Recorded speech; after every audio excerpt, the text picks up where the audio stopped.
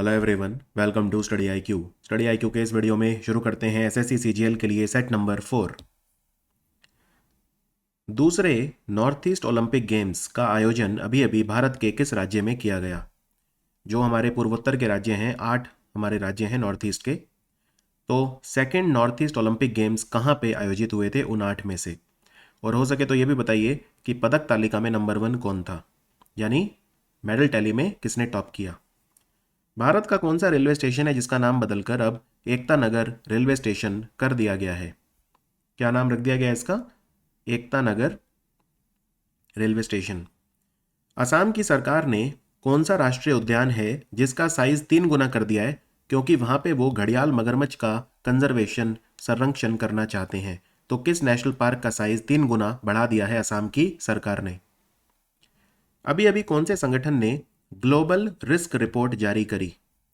ये हर साल प्रकाशित होती है ग्लोबल रिस्क रिपोर्ट। कौन प्रकाशित करता है इसे, कौन सा संगठन? उज्बेकिस्तान का वो कौन सा खिलाड़ी है जो वर्ल्ड रैपिड चेस चैंपियन बना? वर्ल्ड रैपिड चेस चैंपियन तो कौन बना था?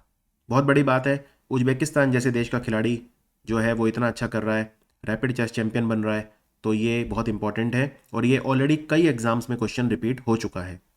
तो फटाफट इनके आंसर लिखिए, फिर मैं आपको इनके आंसर बताता हूं। 10 सेकंड का समय है आपके पास।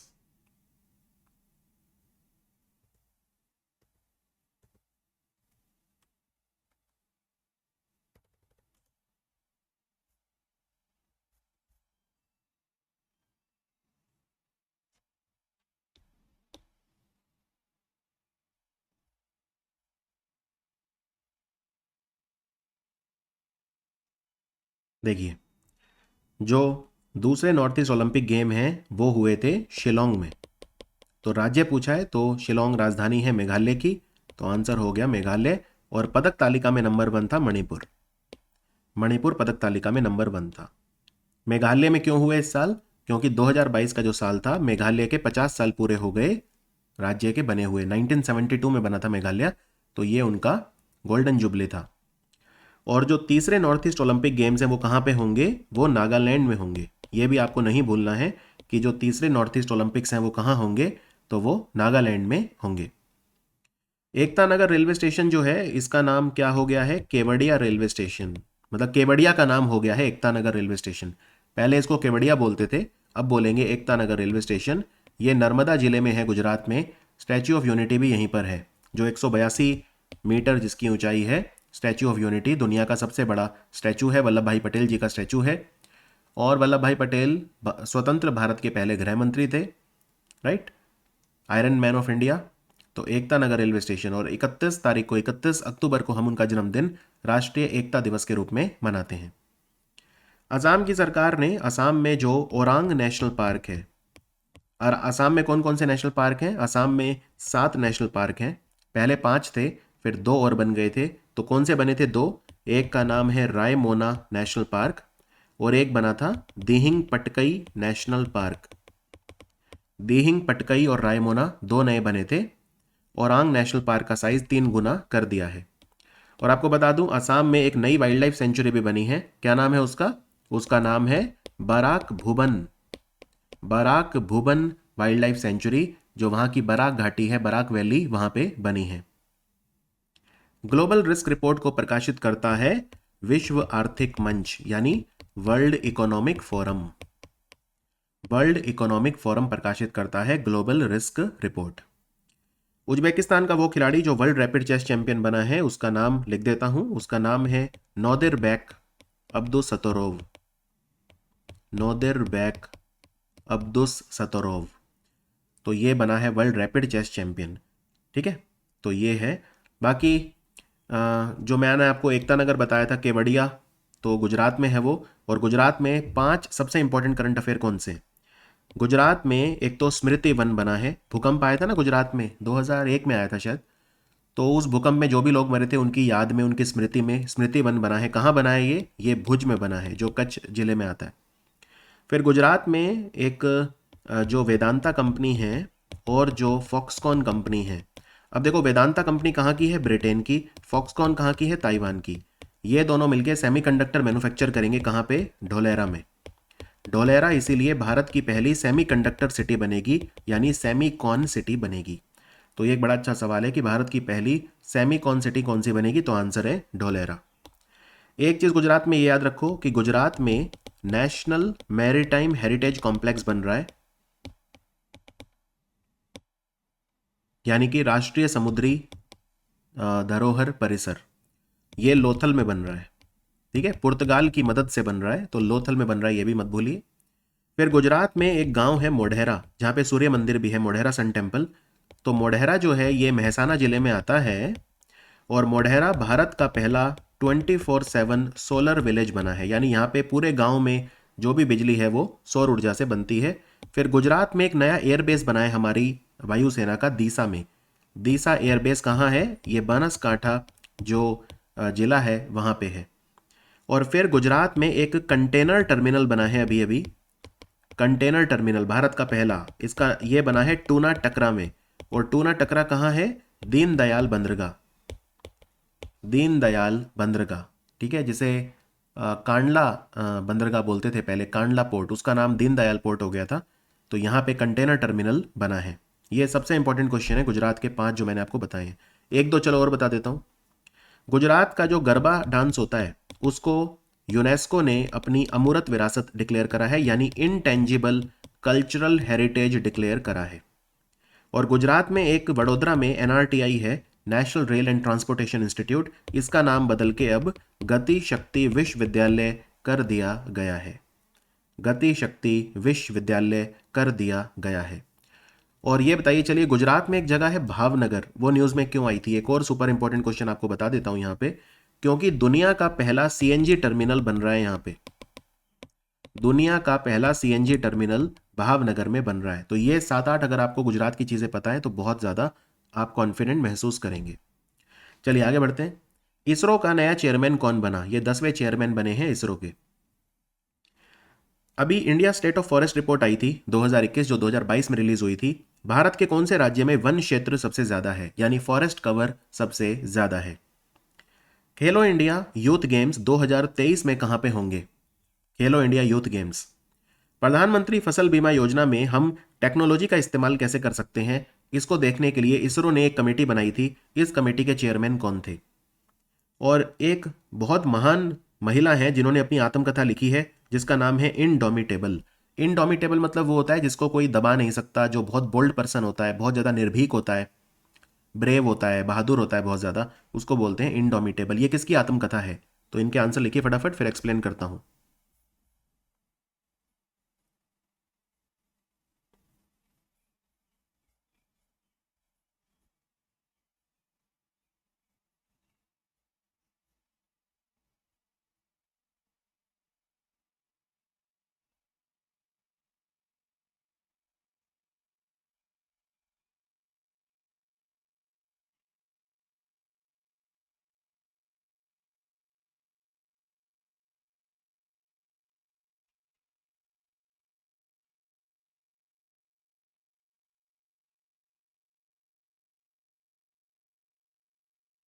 चलिए देखते हैं।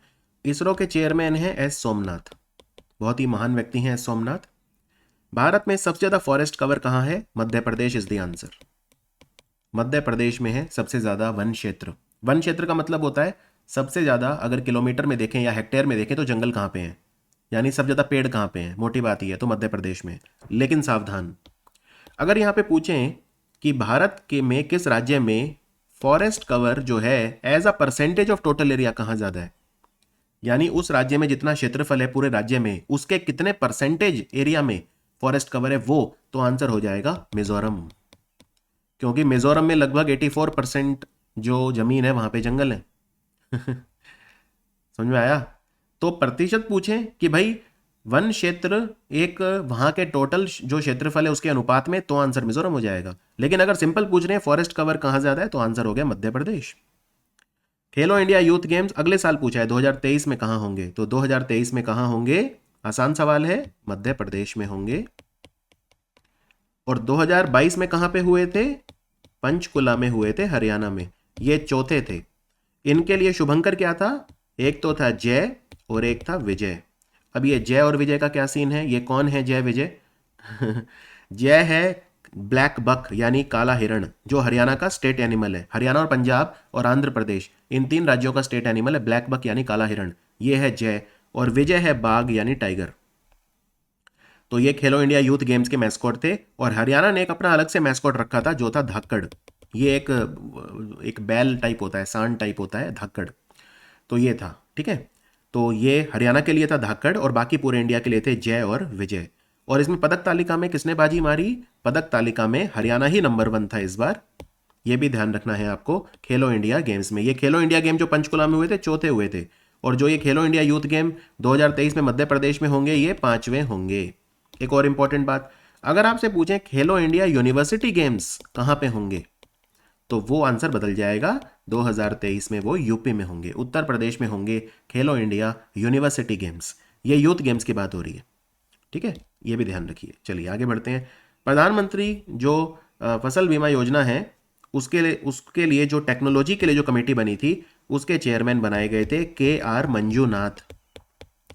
के आर मंजूनाथ, ठीक है, के आर मंजूनाथ। और एक कमेटी और बताता हूं, प्रधानमंत्री फसल बीमा योजना में कॉस्ट बेनिफिट एनालिसिस के लिए बनाई गई थी, कॉस्ट बेनिफिट एनालिसिस, और उसके चेयरमैन बनाए गए थे सौरभ मिश्रा। तो 2 कमेटी बनी थी प्रधानमंत्री फसल बीमा योजना को लेकर।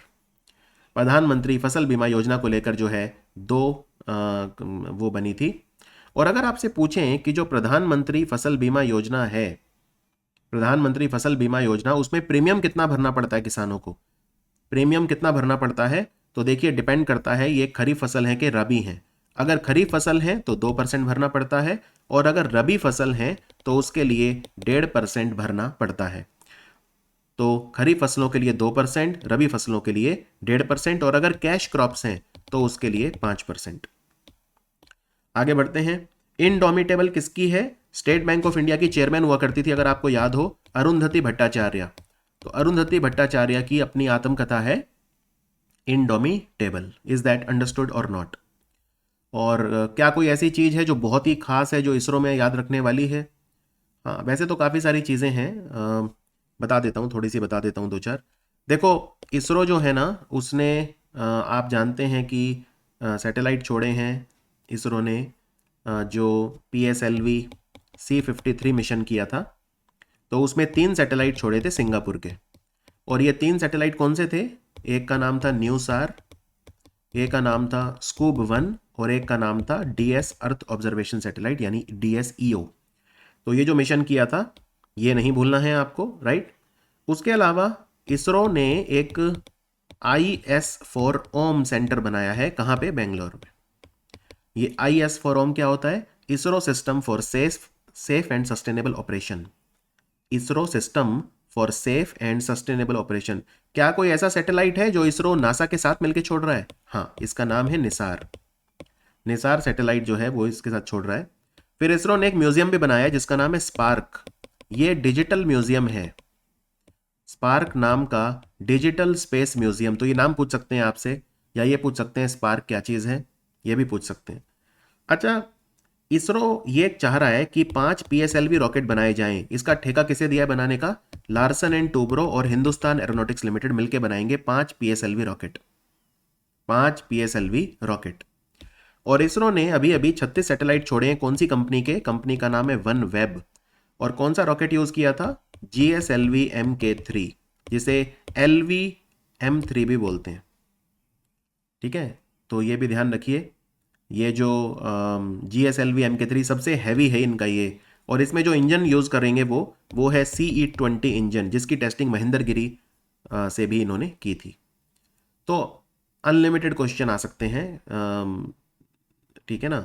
ये भी पूछ सकते हैं कि कौन सा रॉकेट बूस्टर यूज करेंगे गगनयान प्रोग्राम में? तो HS-200 ये विक्रम साराभाई स्पेस सेंटर ने बनाया है, जो तिरुवनंतपुरम में है, तिरुवनंतपुरम में है। और इसरो की एक शाखा है कमर्शियल, जिसका नाम है इन स्पेस। इसका हेडक्वार्टर कहाँ है? बोपल, जो अहमदाबाद में है। अहमदाबाद में अभी अभी उद्घाटन किया था इसका। तो इन स्पेस का हेडक्वार्टर बोपल अहमदाबाद में है। Is that understood? चलिए आगे बढ़ते हैं। कौन सा कंट्री है जिसने ब्रह्मोस मिसाइल भारत से खरीदने के लिए कॉन्ट्रैक्ट दिया है, यानी परचेज करेगी ये कंट्री भारत से ब्रह्मोस मिसाइल? मुख्यमंत्री वायु स्वास्थ्य सेवा योजना किसने शुरू करी है? एयर एयर हेल्थ सर्विस है। यानी अगर कोई जंगल के अंदर मान लो बीमार हो जाता है तो हेलीकॉप्टर से उसको उठा के शहर में ले आएंगे इलाज के लिए। मुख्यमंत्री वायु स्वास्थ्य सेवा, ये बीजू पटनायक इंटरनेशनल एयरपोर्ट से लॉन्च करी, किस राज्य ने? उत्तर प्रदेश के झांसी में एक बांध है, 100 साल से ज्यादा पुराना बांध, डैम है। इसको विश्व विरासत का दर्जा मिला है, यानी सिंचाई के लिए विश्व विरासत में शामिल हुआ है ये। इसका बांध का नाम क्या है? कौन से देश ने हमारा बकरी के सिर वाला योगिनी स्टैचू चुरा लिया था, उसको वापस भारत को लौटा दिया? गोट हेडेड योगिनी स्टैचू। भारत का पहला सैनिटरी नैपकिन फ्री विलेज कौन सा है जो बना है? और ये केरल में है गांव। इस गांव का नाम आपको बताना है, यानी केरल का कौन सा गांव है जो भारत का पहला सैनिटरी नैपकिन फ्री विलेज बना है? लिखिए आंसर फटाफट, फिर बताता हूं।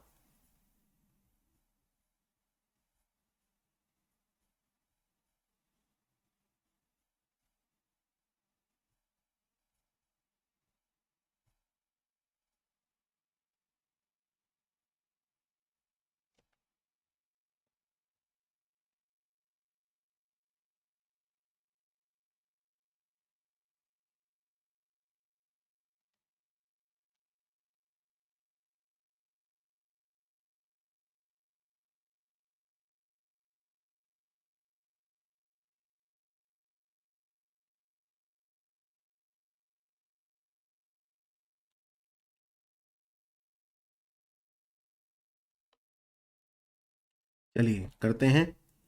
ब्रह्मोस मिसाइल कौन खरीदेगा भारत से? फिलीपींस। फिलीपींस ने ऑर्डर दिया है। और फिलीपींस के नए राष्ट्रपति कौन बने हैं? बोंग बोंग, जिनको बोलते हैं फर्डिनेंड मार्कोस जूनियर। प्यार से बोंग बोंग बुलाते हैं, वरना मार्कोस याद रख लो काफी है। Ferdinand Marcos junior. तो ये ओडिशा की है।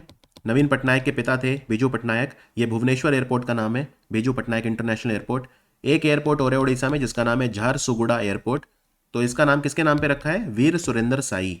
इसको वीर सुरेंद्र साई एयरपोर्ट बोलते हैं। और अब एक ओडिशा में बन रहा है जयपुर एयरपोर्ट, जो कोरापुट में बन रहा है। झांसी में जो बांध है 100 साल से ज्यादा पुराना, इसका नाम है सुकवा दुकवा बांध। सुकवा दुकवा बांध 100 साल से ज्यादा पुराना है ये झांसी में। इसको विश्व विरासत का दर्जा मिला है सिंचाई में। ये योगिनी स्टैचू चुरा लिया था ब्रिटेन ने, तो ब्रिटेन ने भारत को लौटा दिया है। और भारत का पहला सैनिटरी नैपकिन मुक्त गांव बना है कुंबालांगी। गांव का नाम है कुंबालांगी। और ये सैनिटरी नैपकिन मुक्त का मतलब क्या होता है? यहाँ पे सैनिटरी नैपकिन का इस्तेमाल नहीं करेंगी महिलाएं, मेंस्ट्रुअल कप का इस्तेमाल करेंगी। जब मासिक धर्म होता है, माहवारी आती है, तो खून का रिसाव जो होता है उसको एब्जॉर्ब करने के लिए या तो सैनिटरी नैपकिन दिए जाते हैं महिलाओं को, या फिर मेंस्ट्रुअल कप दिए जाते हैं। चलिए आगे बढ़ते हैं। ये हमारे आखिरी सवाल हैं, 6 हैं इसमें। तस्नीम मीर और अनुपमा उपाध्याय, इनका संबंध किस खेल से है? ठीक है, ये दुनिया की नंबर 1 खिलाड़ी बन गई हैं जूनियर में। पहले तस्नीम मीर थी और अब बनी है अनुपमा उपाध्याय। तो कौन से खेल की बात हो रही है? अभी अभी हरियाणा के मुख्यमंत्री ने घोषणा करी कि हरियाणा में अटल पार्क और स्मृति केंद्र बनेगा। ये कहाँ पे बनेगा? किस हरियाणा के किस शहर में बनेगा या किस जिले में बनेगा? एक जो रेन फ्रॉग है, यानी कि जो बरसाती मेंढक है, उसकी खोज हुई है पनामा के जंगलों में। इसका नाम किस एनवायरमेंटल एक्टिविस्ट के नाम पे रखा गया है? ये जो रेन फ्रॉग है, इसका नाम किस एनवायरमेंट एक्टिविस्ट के नाम पे रखा है? पर्यावरणविद के नाम पे रखा है। प्रधानमंत्री मोदी ने कहा है कि भारत में अब से 16 जनवरी का दिन किस रूप में मनाया जाएगा? 16 जनवरी का दिन किस रूप में मनाया जाएगा? पहली बार मनाया गया था 2022 में। भारत की कौन सी बच्ची है जिसे, जो ब्रिटेन की रानी उस समय जिंदा थी, आज दिवंगत हैं, उन्होंने सम्मानित करा चेंज मेकर और बैटन बियरर की उपाधि देकर? ठीक है, जो क्वीन का ऑफिशियल बैटन रिले हुआ था वहां पे चेंज मेकर और बैटन बियरर उन्होंने उनको कहा। क्या नाम है इस बच्ची का? तमिलनाडु की है ये लड़की। भारत का पहला खिलौनों का जो मैन्युफैक्चरिंग क्लस्टर है वो कोपल टॉय क्लस्टर, ये कहाँ पे बनेगा, किस राज्य में बनेगा? ये भारत का पहला खिलौनों का क्लस्टर है। खिलौनों का क्लस्टर मतलब ये है कि यहाँ पे बहुत सारे जो हैं खिलौनों की इकाइयाँ, छोटी छोटी एमएसएमई हैं, एक साथ रखी जाएंगी। तो कोपाल टॉय क्लस्टर भारत का पहला खिलौनों के निर्माण के लिए बन रहा है। ये कौन से राज्य में बनेगा? इनके आंसर लिखिए, फिर डिस्कस करते हैं।